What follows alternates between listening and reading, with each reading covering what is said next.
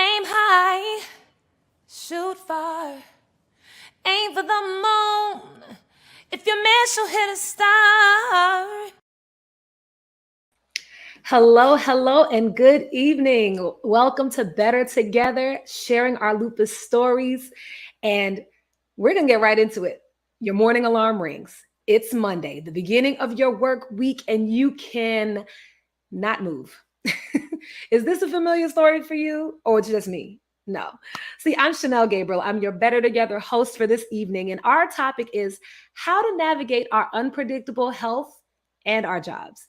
So sometimes, I don't know about you, but I'm talking for myself. Sometimes we are so tired, joints are so stiff, even after resting all weekend.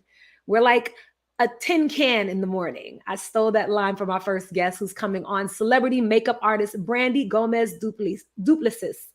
And Brandy has over 60,000 Instagram followers and has graced the faces of celebrities like Kerry Washington, Kim Kardashian, and yes, the queen, Oprah, with her talents and makeup skills. These ladies are just a few of the numerous stars on her A-list of clients. She's worked for L'Oreal, popular bridal magazines. She's done a lot, television networks, all of the shebang. She might have met some of your favorite stars. But she's also living with lupus, and she arrived at home yesterday in Hawaii. She's in Hawaii. Jealous much, right? And she was had a whole whirlwind of a weekend as a makeup artist for the NBA All-Star Games in Utah. I'm hoping she got me a number of a player or something like that. But fresh off the plane, Brandy is home, and she is here with us, 10-man joints and all, to empower us. You know, when that old, too familiar story in the morning of disabling joint pain sneaks up on us. So, as an entrepreneur or contracted worker myself, I do a lot of things like that. I know that whenever I have the opportunity to control my work schedule and rest when needed, that's always a plus. So, she's also going to be sharing a makeup tip or two. So, stay tuned. And now I'm going to bring in our medical host, double board certified rheumatologist. Dr. Michaela has an optimistic morning routine to get us up and moving, or maybe not. Maybe we should just call in and take the day off. Dr. Michaela, welcome to the stage. Come on, let me know.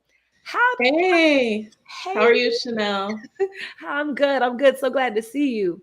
Now, question: how do we know when to stay home and rest in bed or to push through and go to work? It's complicated. It would be less complicated if everyone's treatment required the same medical attention, but you've heard me say so many times, it's different from person to person. But our next two guests are actually examples of really having complex lupus symptoms, and they talk about how they best treated their symptoms separately. So our first guest, Jolanda Jones, worked for the airlines for over 25 years. She pushed through and finally was able to retire early. So we're going to hear from her, and we'll also hear from Tammy Mabry, who's been working 3 jobs to make ends meet, and really is emotionally and physically pushing her limits. I mean, I definitely know that feeling. Often we try to push through because many of us think we have to, and that might not be all the way true for everybody. There are actually workforce protocols and laws to address all of these health guidelines that are often experienced by people with lupus. So, two helpful websites just before we even get started. Want to give you the resources early. One of those websites is JAN, the Job Action Network. It's the leading source of free, expert, and confidential guidance on job accommodations and disability employment issues. They can help you navigate on a case-by-case basis ways to address issues from everything from low vision to natural lighting and motorized chairs. So you can go to www.askjan, that's ASKJAN.org. You see it right below there. And also, one other thing, and I think this is really important because a lot of people aren't as familiar with this one, but the FMLA, Family and Medical Leave Act, is a United States labor law that allows eligible employees who have worked at least, I believe it's 1,250 hours, to take up to 12 weeks off during any 12 months for care related to their condition.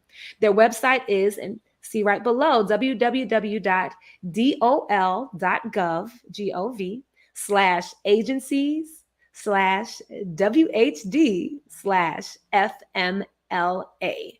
All right. So hopefully those are some resources that you'll take a look at when we're done. But we got our guests here and they're going to join us. Welcome to the virtual stage, Jolanda Jones and Tammy Mabry. Hello, thanks for having me. Hello. Hello, welcome to Better Together. So, Jolanda, let's begin with you. Now, you worked for the airlines for 25 years and had to retire early because of your lupus. Now, first, tell us the good news. What was a good day like for you at work? A good day was coming in, not having to go to meetings, first of all, and I can just kind of sit in the office and coast through the day. That was a good day. And so with that, I'm curious, like what was a bad day at work? Like what was pushing through? What did that feel like? So pushing through, having to get up at 3 o'clock in the morning to be to work at 4 was challenging within itself because you're always trying to make sure you got the right amount of sleep, which there's really no such thing. Some mornings was a struggle to actually put my feet on the floor. So I would have to like nudge my husband, can you help me get up, and kind of make your way to loosen things up to get ready for work. So once getting there, when you have meetings, so I worked primarily upstairs. So to go to a meeting that was downstairs, it was a challenge to walk across the ramp and walk downstairs and try to figure out, okay, I have to go to this meeting or I have to say I can't come. The good thing was my manager was understanding, but how often can you use that? As some people say, as an excuse, which really it isn't an excuse, it's a reality for me. So that was difficult. And when you get off work, you're trying to figure out, do I have enough strength to walk to my car? Right. So, Jolanda, I'm curious, how did you have those conversations with your manager? Because I think that's a big hurdle for a lot of people. So I worked with the same manager for about 10 years. So in having a personal relationship, it made it a little easier to talk to her. Now, managers that worked beneath her that did not know me as well, those conversations were hard because, again, people think it's an excuse. So then once you get FMLA approved, of course, everybody gets FMLA for whatever your reason is, whether it's child bonding or whatever it is. So then they want to ask why, but they can't. So then they're trying to figure out, now, does she really need FMLA? So, and people look at your appearance and you say something's wrong and they say, oh, well, you look fine. That is one of the aspects of lupus that's always really challenging for people. Yes. They're like, you look great. What are you talking about? Nothing's wrong with you. Right. Yeah. Right. So I would get that all the time. Like, you look fine. And so I just got to the point I didn't answer. I would just be like, yeah, okay. Jolanda, how did you hear about FMLA? Because as a provider, I'm always trying to educate people about this. So I'm interested to hear how you heard about it. I was a leader for Southwest Airlines for over 20 years. So, and I also trained for probably 7 of those years. So that's a part of our training and a part of what, as a leader, when you have employees that are ill, you guide them through the FMLA process. So I knew about it because of my job title, not so much an outside source, because a lot of outside sources don't mention it to you. So I learned from that. And I also had a cousin that had lupus and she passed away from it. So some information I kind of got from her or her family. Sorry to hear about your cousin. Thank you. No, thank you for sharing. And I mean, I think that that's always a challenging moment to try to explain to other people what you're going through that can't see it, and they're not medical professionals either. So I'm just curious, when did you realize that you really could no longer perform your job responsibilities? I honestly, I knew probably 2 or 3 years before I actually retired. And it just, like I said, I had a son in high school, a daughter in college, and I just felt I had to push through for them. Even though my husband's saying one thing, the doctor saying one thing, I just felt like I can do it. You just, Mhm. it's one more day, it's one more day. And then just finally it was just too hard. I mean, you calling into work, you going to work, you can't really perform, or it's just you're in that much pain. Somebody says, "Oh, I need a leader on the counter," and you're looking at them like, I'm coming." And 10 minutes later, you're still in your mind, "I'm coming," but you can't get up. So I just had to realize I can't. And that takes a lot for somebody to It's a realize in themselves, because I think that that's also the other struggle with lupus is in your head. It's like, I'm still capable, yes, right? And our bodies sometimes don't want to do what we want to do, quite often don't want to do what we want to do. And I know that that was challenging for you, but I'm glad that you finally, at least finally, made the decision that was best for you, yes. and that's powerful in itself too, to be able to say, no, I'm gonna do what's best for me. I'm not pushing through anymore. Yeah, and having the support of my husband and my kids and my parents, Mm-hmm. it made it easier because you don't feel like you're letting anybody down. You Mm. don't feel like, I don't want to say a loser, but you just feel like I have to fight for everybody else. And of course, I'm the youngest, so it's like I'm not supposed to be home, Mhm. So it was hard. Thank you for sharing, Jolanda. Tammy, tell us what your experience was, because you were working at one point, or maybe now, at 3 different places. So how do you have all those conversations? Well, honestly, it all started years ago. I just worked. Um, I bought a house and, I took on extra bills. So I just started to work. And my mentality is like, you got to do what you got to do. And when I was working these additional jobs at the time, excuse me, um, I I found out I had lupus, but I didn't take it as serious as I should have. So I was just doing what I did, and it took me the first time I was hospitalized, and once I was hospitalized, and we didn't even know it was my lupus flaring. To be honest with you, I had gotten a car accident that same day, Mm. so we rushed to the hospital, and I'm thinking it was something from the car accident when in fact, it was my lupus flaring up. So after that point, when I went to work, they cut my overtime. I had to make a decision on if I was going to work 2 jobs or not.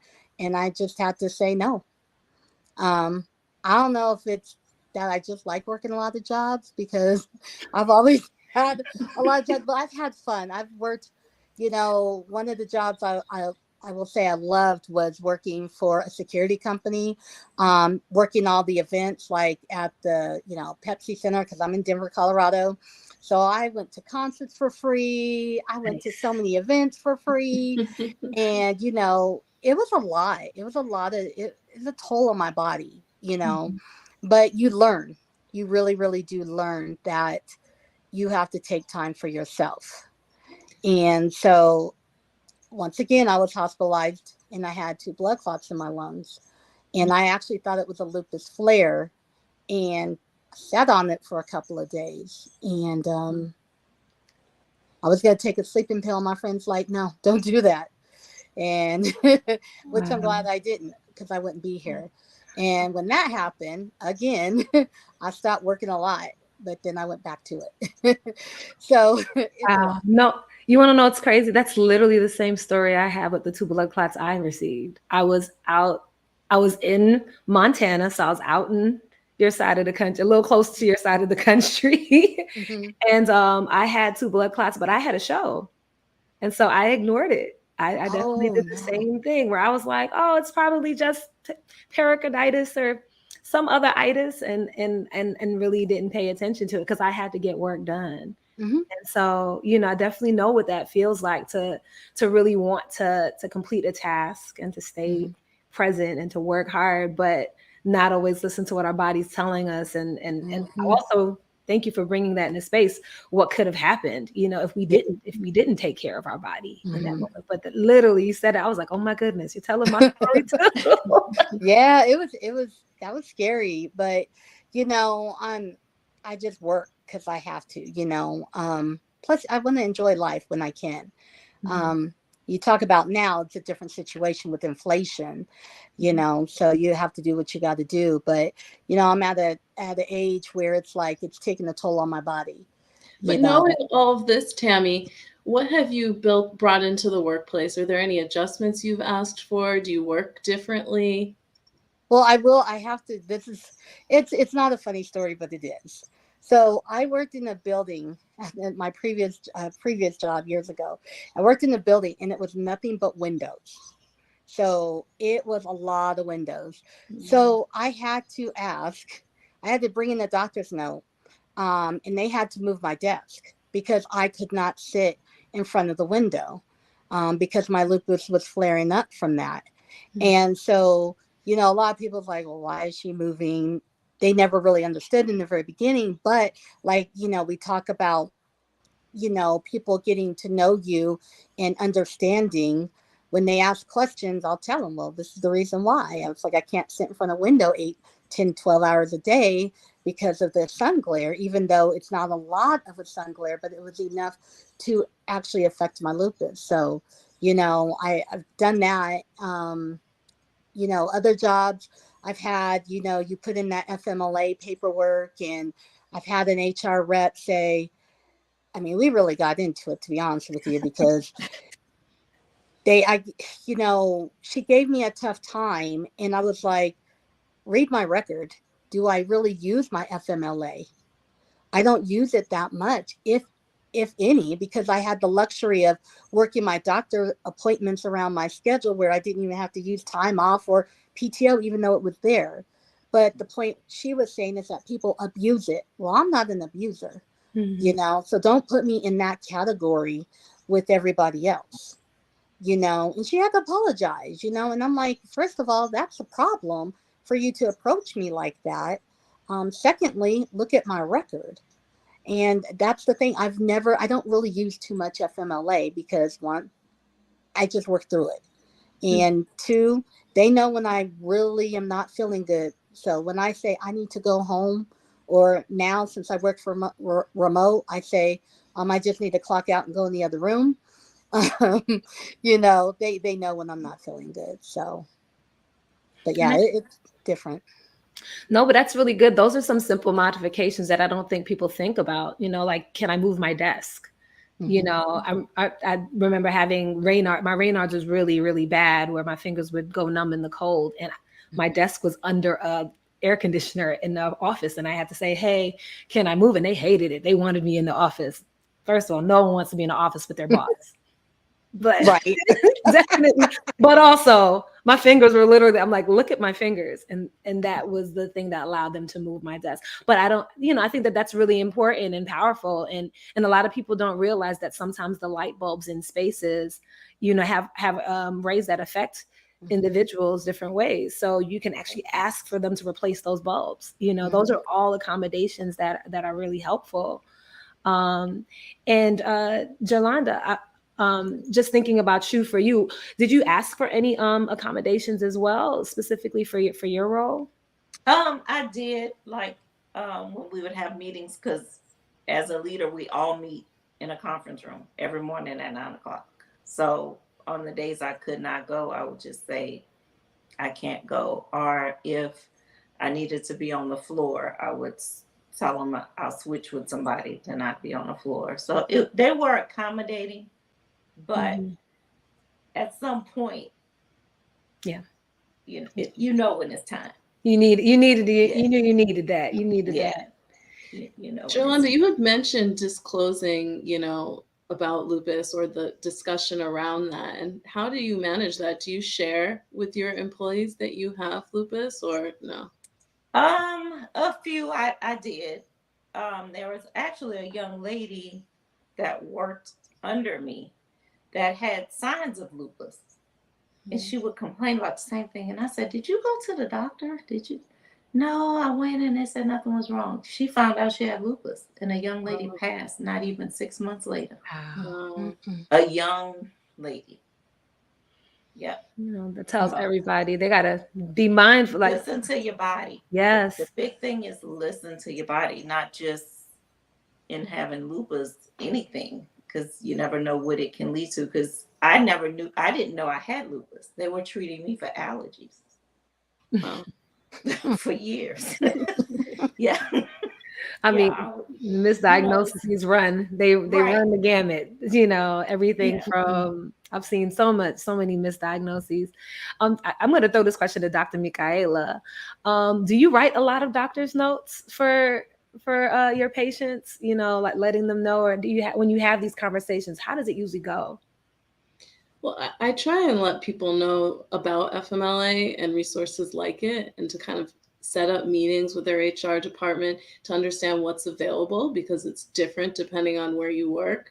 But I fill out a lot of paperwork for FMLA, for disability. We have this perception of what disability means, but not being able to fully do your job may qualify you for disability as well. Definitely. Thank you for letting us know that. So I think that that's another side of it that we don't always know more about that. So what would qualify someone for a disability, or what would allow So you to write that? I actually don't make the determination. I get forms from patients' HR departments, and I fill out what they can and can't do. So they'll come in the office, and we'll say, "Can you lift things? How long can you sit for? How long can you stand for? How many breaks do you need to take throughout the day to get through the day?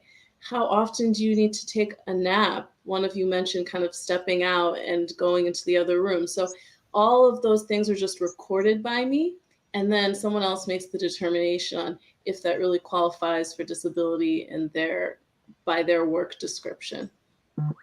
No, thank you. Thank you. I think that that's something that a lot of people don't necessarily know is an option, or understand that there's temporary disability. It's not just if you're permanently disabled. There are all these different resources that I don't think everyone always thinks about. We do try to push through. I feel like I know a lot of loopies that's pushing through. I'm one of them, so I understand. I have like 50, 11 jobs. I get it. I get it. And I mean, I know, Jolanda, you mentioned this, but Tammy, you talked, can you talk to us about family support? Did you feel like you had emotional and physical support from your family? Oh yeah, I definitely do. I have support all the way around. Um, the crazy thing is my sister has lupus, and that's how I ended up finally going to get a test. And actually, my dad's not here no more, but come find out he actually tested for lupus way back when he was in the military. But my family, I have complete support. I have my mom, I have my brother, and my nieces. And my family surprised me because I do the lupus walks. And back then out here, we had the Lupus Foundation of America come out here.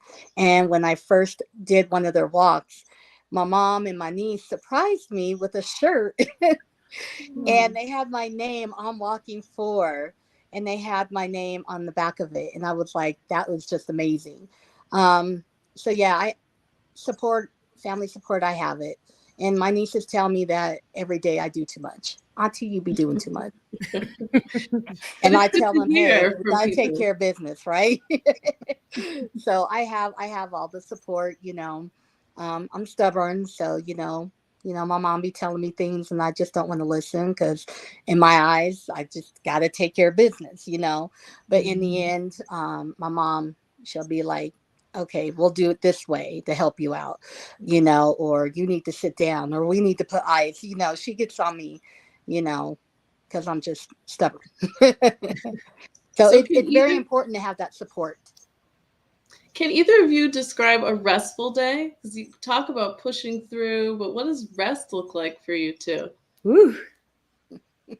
Well, Everybody got quiet. well, since I'm the one that don't go to work, I usually rest until I feel I need to get out of bed. Unless I have a doctor's appointment or therapy or something, then I'll know, I'll set the clock and try to get up early and get myself moving. But other than that, I actually get the rest that I need. If I feel like taking a nap, I have that ability now that I'm not working. But when you're working and you're trying to not fall asleep in front of the computer, that's difficult. Are you watching TV after work and you sleep and don't realize you sleep? Mhm. Right. I mean, but when you were working, did you get to rest at all? I'm just curious about I felt seasons of like your I life. never got enough rest. Mhm. Like I would literally come home from work and watching the news and I'm asleep. Mhm. You know, Mhm. or you wake up in the morning and you're still tired. I mean, I still get that today, but it's not as much of a struggle as when I was working. So Mhm. before I stopped working, I actually did short term disability. Then I did long term disability or retired disability. Mhm. And what about you, Tammy? What does rest look like for you? The only time I really get my rest is when I ain't feeling good. When I truly, truly am not feeling good, honestly. So, in those days, it's like I'm knocked out. I'm in my bed and Mhm. knocked out. No one, you can call my name and I'm not going to wake up. So, my day to day is always busy. I'm busy from sun up to sundown. But Yeah. there's been times where it's like I will say I'm not working this weekend. I'm not doing my extra little jobs, and I'll just fall asleep on the couch. I'll say I'm gonna binge watch something, and I end up falling asleep. So Mhm. yeah. I've been there. I mean, no, I definitely know that that's a struggle for me as well. Is I very much have the passion for not taking rest. My family knows that too. But I Hmm. do think that what's been helpful is just really trying to structure everything out. Like that's probably the only way that I can get as much done without completely falling out at the end of the day. It was like really planning. Like I plan a nap. Like my nap is scheduled like a meeting. It's literally like, oh, y'all want me to go to a party today? Nap from 7 to 9. Like, that's the only way.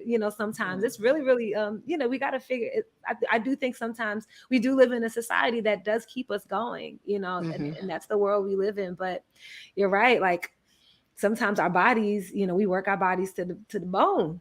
And Hmm. it does need that rest. Like we really do need to build that rest in whatever that looks like. And I know that you have, Tammy, you have uh, actually, I'm sorry. Wait. Yeah, let's talk about the artwork. I know you have a hobby that does that. I feel like that might be your relaxation, if I'm Oh not yeah, mistaken. sip and paint, best thing ever. So you got to tell us about this artwork you have So behind you. so all my artwork. A friend of mine got me into this, and the first one that I actually did was the one that says Lupus Warriors. That says 19 years, and it's sorry, I gotta look at the camera and look at where I'm pointing. Um, so that was the very first one that I did. And I Wow. will tell you, it is so much fun. It is so relaxing, So it's a group of us. And the first time I went, we went and got something to eat, had a little drink, then go and do the paint. And the very first one, I was like, I'm not going to be able to do this.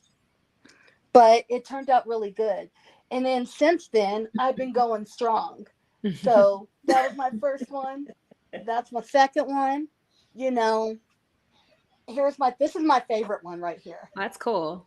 I love that one. And then that one. I recently just did one a month ago, and I work a lot, as you know.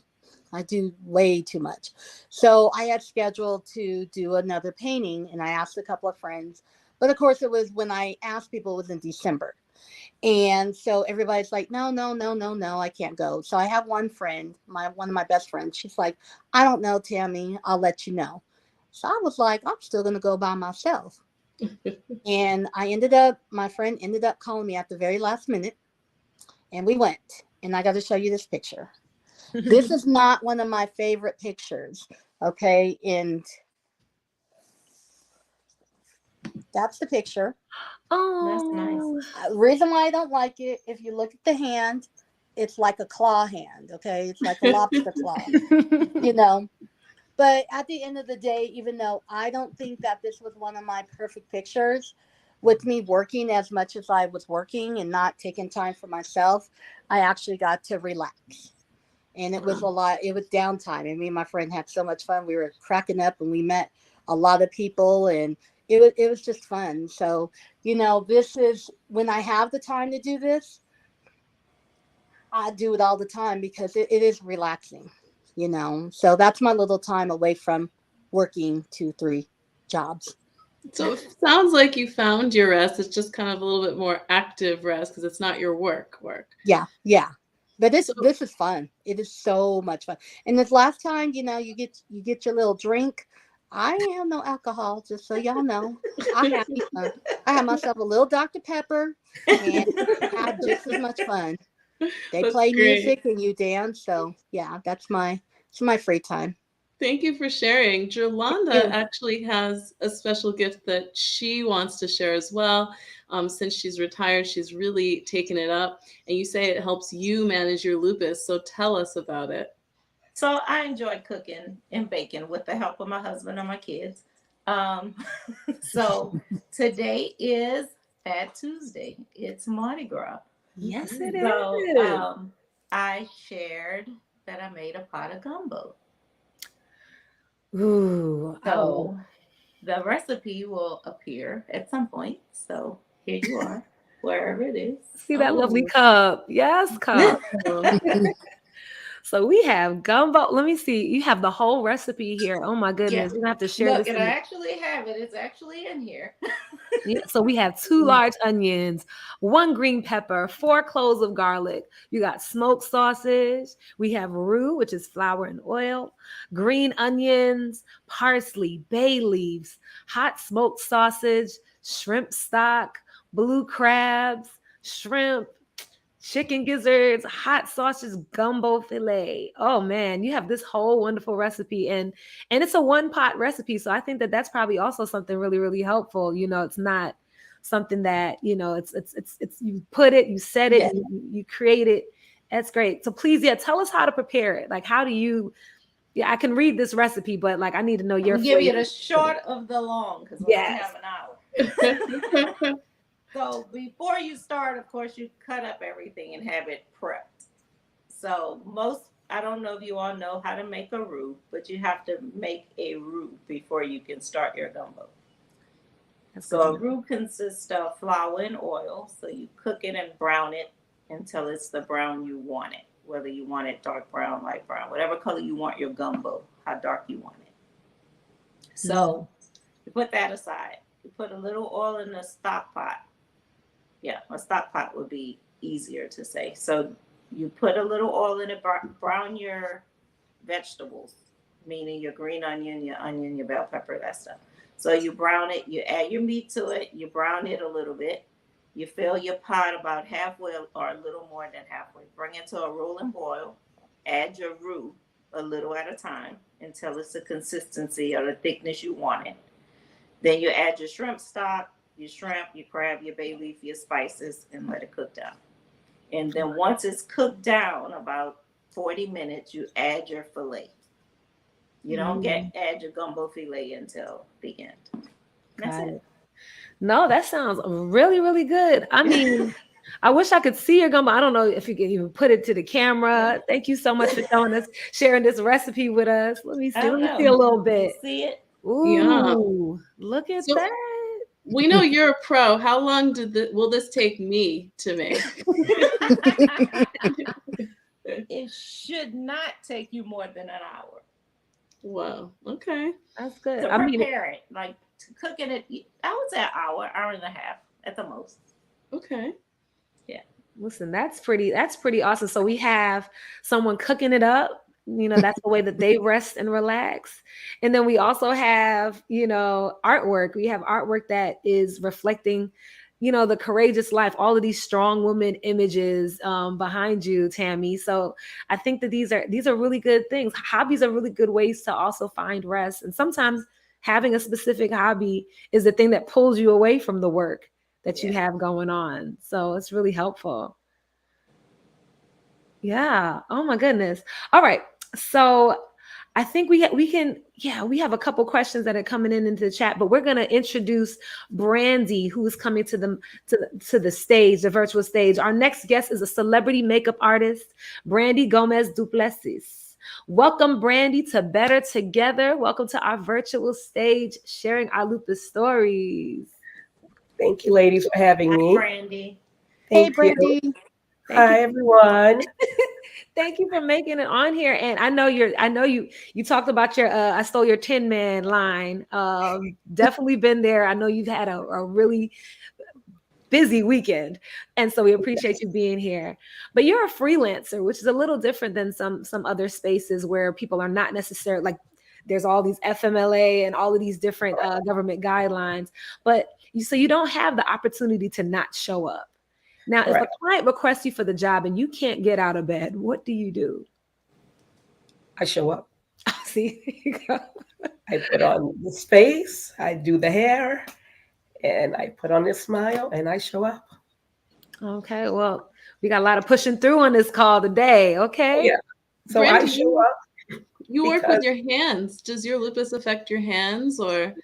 it does. And I don't even know if you all can see. How can I even show it to you? I see the there's Can you see it? Yeah, it mhm. looks Yes. inflamed. This is my money making hand. Yeah. So the inflammation is definitely there. Yes. So it does affect my hands.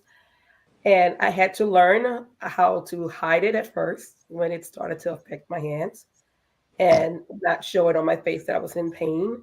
Mhm. And eventually had to teach myself how to do makeup on my left hand Hmm. Wow. That's an because interesting modification, like just finding another way to share the work. correct. It was just basically adjusting to living with lupus and working, with lupus. What can I do? Because I wasn't ready yet to stop my career and I had so much fight in me and Mhm. I was so passionate about what I do because it brings me so much happiness. And because you ladies can definitely relate to this, when you have lupus, you're going through so much. You want something that's going to bring you joy and that's going to fulfill you. And during makeup, during hair, and seeing what I can do, bring happiness to someone, I didn't want to give that up. Mhm. So I had to keep fighting and I had to figure out how can I maintain and still do what I do best, and that is bring beauty to someone. Mhm. And were you diagnosed already as a makeup artist or did this happen No, before? no. So I was during makeup and I just knew something was wrong. I was on set. I was burning on set. I was flaring up, but I didn't know what that was. Mhm. But I knew I was feeling bad. I knew that I was in so much pain. I was exhausted. And I went to the doctor and they say, "You're fine. You're healthy. You're young. Nothing's wrong with Mhm. you. Maybe you're sad. Maybe you're depressed. Maybe your job is stressful." I was like, "No, my job is fabulous." Like, no. And so I was one of those people at first. I said, okay, well, maybe the doctors know what they're speaking about. Maybe maybe I'm stressed. Maybe I'm just carrying too much heavy products in my suitcase, back and forth. But I just started to keep having these same problems and it was getting worse and it was every day. And I started to feel really like a tin man. I was like, in the morning, I can't, I can't move in the morning. I'm literally like paralyzed in the morning. I went back again and they finally said, let's run some tests. And it took a very long time before they finally diagnosed me with it. And finally, because I brought up that my mom twin sister recently passed from lupus, that's when they said, okay, hold on, let's do some work on you. Mhm. No, I mean, and I appreciate you sharing how that process happened, unfolded for you. I think that that's something that some has happened, for many people. They were in the middle of their career and these symptoms just started. And so you just came off of a really busy weekend. Oh What are you yes. doing now? Are you going to take some time now? Like, what did today look like for you? Well, I wanted to spend time with you ladies, but Thank you. as soon as this is done, pulling the hair up, and I am going and get in bed. I'm in pain right now, actually. Oh my Um, goodness. and as you can hear, I can barely speak. But I'm going to spend the rest of the evening in bed and I am going to, put on some relaxing music because that helps me. And I'm just going to do a little Reiki on myself as well and just relax. Just stay in bed and relax. So, Brandy, I love that you share your relaxation and thank you for being here with us despite such a busy week. Tell me a little bit about how you share about lupus in your workspace. Is there any setting where you talk about it? Well, the first year after being diagnosed, I didn't share with anyone. I was I was afraid. And at first I thought right away, because of what happened with my aunt, I thought I was going to just pass like suddenly. So I didn't even know. We didn't know how to deal with it. It was scary for us. Mhm. So the first year I didn't share it with anyone. And then I slowly started sharing with coworkers, the other makeup artists that I was working with on set, and started sharing with the ones that I felt closer with. You know, let me know if I start to look a certain way, or if you see that I'm having problems and I'm doing this with my hands, or if I need to sit, this is why. And everyone received it and was very receptive with whatever you need. We're here. We're here to help. And so I was blessed to have a good group of makeup artists and hairstylists that was like, Brandy, we got you. We don't know what it is. Explain it to us, and we're here for you. And so I was blessed to have a good group of people around me. But I didn't tell like directors and tour managers until later. Once I was felt like I was very comfortable enough to share that with them. I would need to sit more if Mhm. we have downtime. For lighting, I can't have a lot of light on me. So when I'm in the green room, I would turn the light off. If I'm on set, I would, make sure the talent is touched up, but then I would go back to the room because it's so much light that it will cause me to flare up. And Mhm. then I'm in so much pain by the time I go back home. No, I think that that's so helpful that you were able to at least tell some folk that were at your job and that you had that level of support, and you waited. And I feel like a lot of people wait till they're comfortable before they reveal a diagnosis. But as a pro, as somebody that is, working with celebrity superstars, some of the people I'm big fans of. I said it earlier. I said I'm gonna have to hit you up on the side to see if you can give me somebody's number. You know, trying to be a basketball wife. What are you talking about? But but what advice do you have for people that are contract workers that are working in fields where they need to figure out how to navigate having a chronic illness while, of course, as a contract worker, trying to take as much work as you can? Well, as a contract worker, it all depends on if you're there just at one time, or if it's maybe a long term assignment. I wouldn't go in honestly and share it if it's just a 1 day assignment, because you can lose it, because not everybody is educated on lupus and will understand it. So I wouldn't say it if it's just one time you're working a fashion show. But if it's a long term one, yes, definitely share it with someone so that way they can know how to take care of you. So for me, even with the NBA, they're amazing. The team, the production team, everybody, now they know, everyone knows. And they even travel me in a couple of days early because I am coming from Hawaii. They want me to be well rested. So it was like that Mm. way you can sleep and relax. We'll put stuff in your room. Do you need a humidifier? Do you need a dehumidifier? What do you need? And so I'm blessed to have that because I've built a great relationship with them. They've seen my work, and they know now that I have lupus and they see I still go hard. So it's good to still share that with them if it's a long term assignment. Yes. I No, think thank it's an you. important point to really think about what your relationship is with the employer, the contractor that you're working with before you start that conversation. Yeah. And so even like with just this weekend, I'm in charge of hiring hair and makeup. I'm in charge of that's my department, the whole glam team. I share that with my team because I get a new team every year. And I share that with them. And everyone is just so amazing. You know, Brandy, if we have, time, sit down, relax, because I won't stop until my body shuts me down and then I stop. So I've learned now to stop, to sit down for a minute, you know, to give myself a break and turn the lights off and just relax and meditate.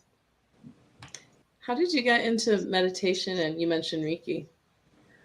I started with Reiki once I moved here to Hawaii, but it was introduced to me in my aromatologist's office the nurse there, she saw that I had a lot of challenge with my doctor.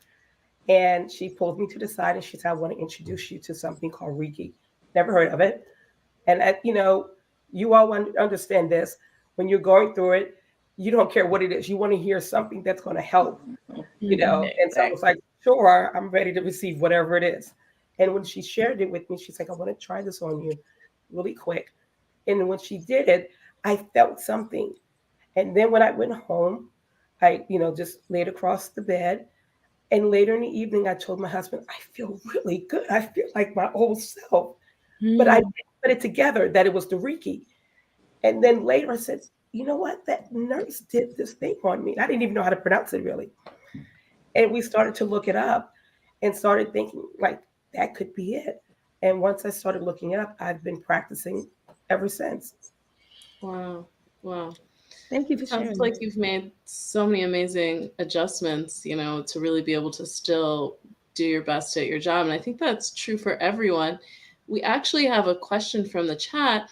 And someone Okay. asked, Omar asked, what are ideal jobs or careers for people who are living with lupus? So maybe you guys have perspective on that. A remote job. Yeah, remote. Yep. Remote work. Definitely. I mean, I think it's working in spaces that are accommodating. I think that there's some really fast-paced careers out there where yeah, it's being a stock trader on the floor might not be the best one. Although by the time the Dow closes, you're pretty much mostly done, right? But you know, but I think that thinking about jobs that do have downtime built in, jobs that are accommodating. I love depending on the nonprofit space, a lot of those spaces tend to be very much about, I know for my job, we're very much like, oh, what's going on with you? Oh, mental health day. They used to kick me out the office. Like back when we had an office, we were in person pre-COVID. They'd be like, Chanel, it's late. You're tired. Go home. But I think it's really just making sure you're in a space where the people that are there are aware of the accommodations. They're aware of you have support around the FMLA Act and all of those different things. It's just really important. So and also something that you do like doing. I think that's the other side of it. The stress of working in a place that you can't stand.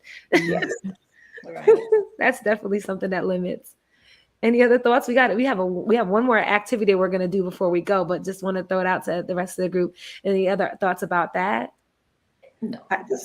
I just would say something, finding jobs where you can sit, and also too where it's not as stressful as you mentioned, and where you're not maybe interacting with a lot of people.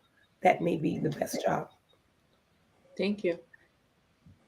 That is a good idea. Thank you so much. Now, so we have come on, we have a accomplished, passionate, dedicated makeup artist on this call. So I have to get some tips, okay? Because one thing that I'm terrible in, I didn't put any on today. I'm so bad with my lipstick. My lip game is dry, okay? I got this chapstick. That's about all I got, okay? But I want you to help. Can you help me out or maybe help us out? I don't know if everybody else is participating, but can you show us how to create the perfect lip?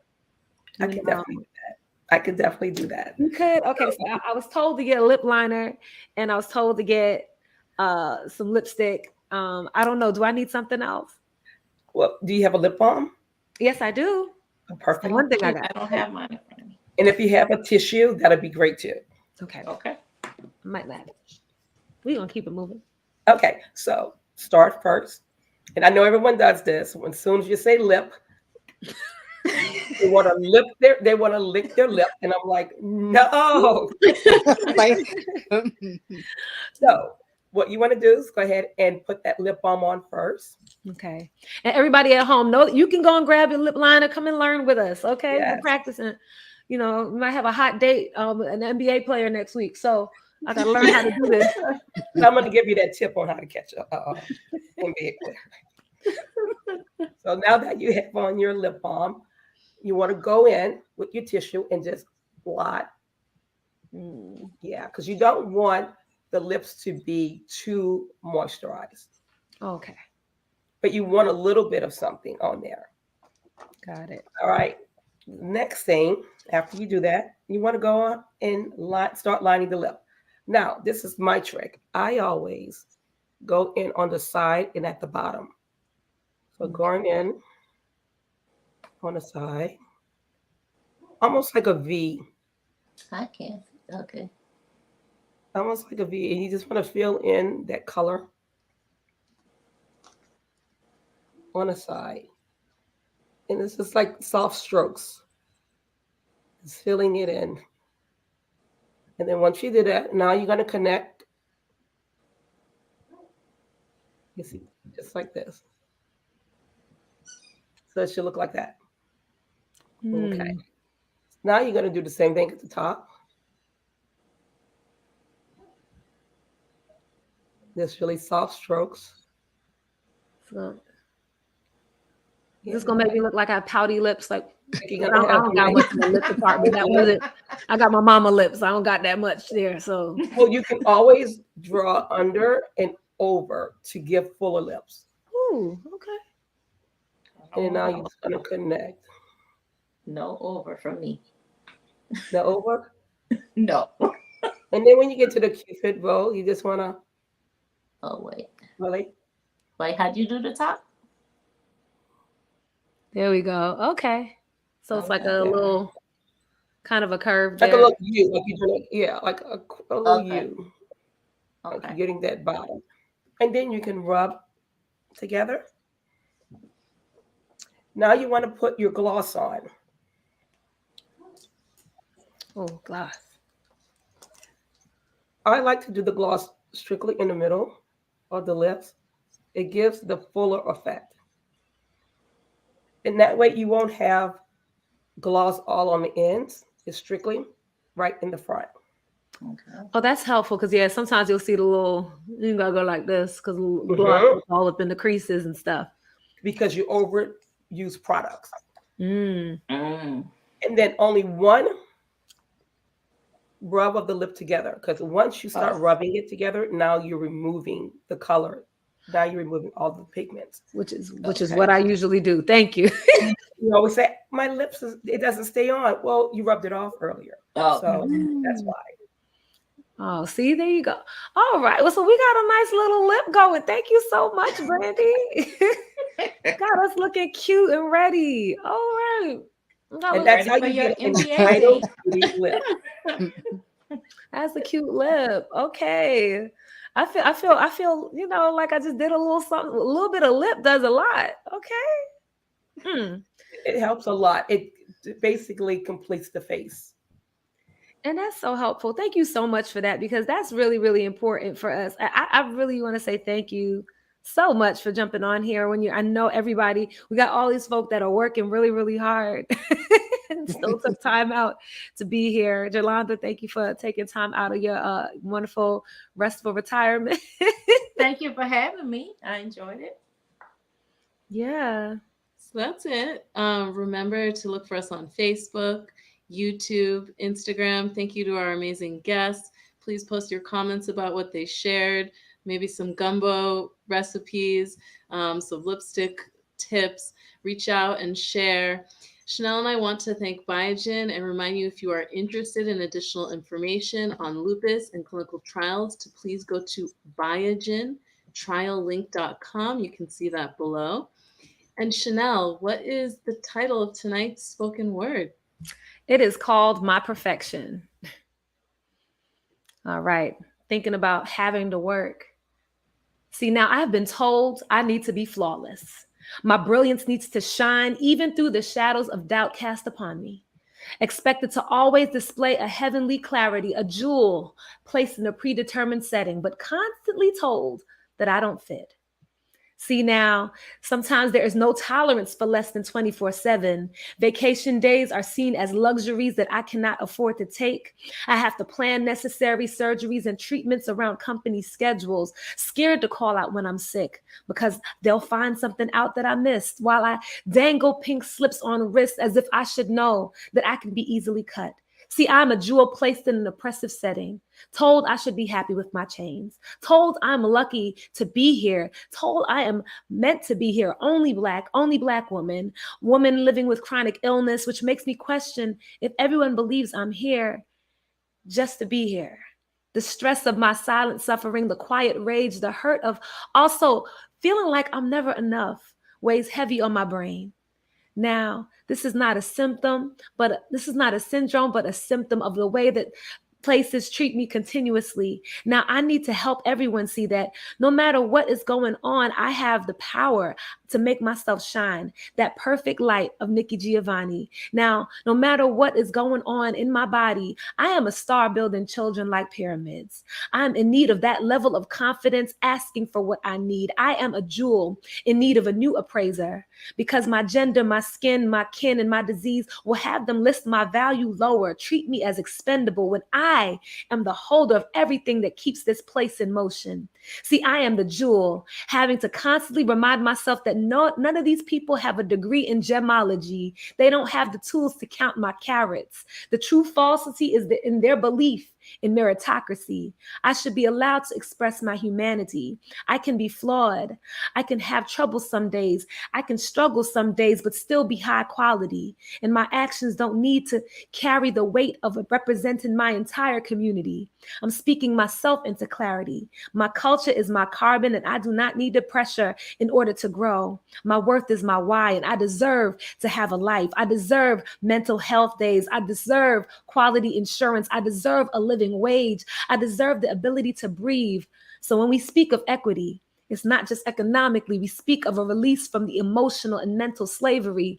I deserve to have my wellness be preserved. This diamond has been heated and not shattered. This jewel will not be buried. I am more than worthy. Watch this beautiful woman bloom. I belong and should feel safety anywhere I plant my feet. Thank you so much, you all. And if you have not checked out Better Together, know that we are going to be somewhere tomorrow. We have a wonderful event that is happening here in New York City at the McBurney YMCA. Please visit bettertogetherlupus.com to learn more, or check out our Instagram pages so you can know more about how to register. We hope to see you soon. And also, just to share the links that were there before, for everyone out there, please, if we can, we have a little time to say this, make sure you check out the Job Action Network. That's www.askjan.org. And also to learn more about Family and Medical Leave Act, please visit www.dol.gov/agencies/WHD/FMLA. Thank you, Chanel. You always blow me away with your work. So excited to hear it again and to see you in person tomorrow in New York City. So please join us next week if you can't be in New York City for our next webinar, Conceiving with Lupus and Other Reproductive Issues. And thank you again to all of our guests as well as our sponsor, Biogen.